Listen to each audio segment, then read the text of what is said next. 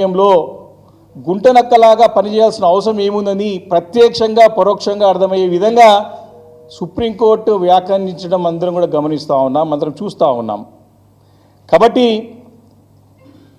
కేవలం ఒక 10,000 కోట్ల రూపాయలకి కక్కుర్తి పడి మరి ఏ రకంగా దాన్ని సాధించాలనేటువంటి ఉద్దేశంతో మరి పర్యావరణ విధ్వంసానికి పాల్పడ్డటువంటి ముఖ్యమంత్రి రేవంత్ రెడ్డి గారు మళ్ళొకసారి ఏ రకంగా దొంగలాగా దొరికిపోయినాడో స్పష్టంగా మనకు అందరికీ అర్థమవుతా ఉన్నది. ఎన్నిసార్లు కోర్టులు ముట్టకాయలు వేసినా తన బుద్ధి మార్చుకోవడం లేదు. న్యాయస్థానం ఎన్నిసార్లు గడ్డిపెట్టినా ఈ ముఖ్యమంత్రి రేవంత్ రెడ్డి గారిలో మార్పు రావడం లేదు. కాబట్టి కేవలం ఆయన యొక్క రాజకీయ స్వార్థం కోసానికి ఏ రకంగానైతే ప్రజలను తప్పుదారి పట్టించి మోసం చేసినాడో ఇప్పుడు కోర్టులను కూడా తప్పుదో పట్టించే ప్రయత్నం చేస్తే కోర్టులు చెంపదెబ్బ లాంటి ఒక తీర్పులను కానివ్వండి వ్యాఖ్యలు చేయడం చూస్తూ ఉంటే మరి ముఖ్యమంత్రి యొక్క వ్యవహారం వారి యొక్క మానసిక స్థితి ఏ రకంగా ఉందో స్పష్టంగా అర్థమవుతా ఉన్నది. అంటే వారు గతంలో చాలా సందర్భాల్లో మరి చూసినాం,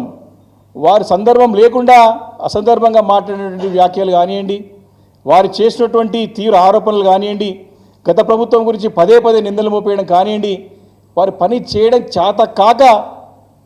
తన యొక్క అసమర్థతతోని, తన యొక్క అనలసిత నిర్ణయాలతోని, తన యొక్క అవినీతి రహిత్యంతో తీసుకున్న నిర్ణయాలన్నీ కూడా రాష్ట్రానికి శాపంగా మారిన, తెలంగాణ రాష్ట్రానికి శాపంగా మారిన పదే మేము చెబుతూ వస్తున్న సంగతిని గుర్తు చేస్తూ ఉన్నాను. కాబట్టి కంచె గచ్చిబౌలి విషయంలో చాలా స్పష్టంగా సుప్రీంకోర్టు మరి ఈ యొక్క అడవిని పునరుద్ధరిస్తారా లేకపోతే జైల్లోకి వెళుతారని ప్రత్యక్షంగా అధికారులని మరి హెచ్చరించడం చూస్తూ ఉంటే మరి ముఖ్యమంత్రి గారు మాటలు పట్టుకొని పోతే కుక్కతోగ పట్టుకొని గోదావరి ఈదినట్టే ఈ అధికారుల పరిస్థితి. అందుకే ముఖ్యమంత్రి తీసుకునే నిర్ణయాలని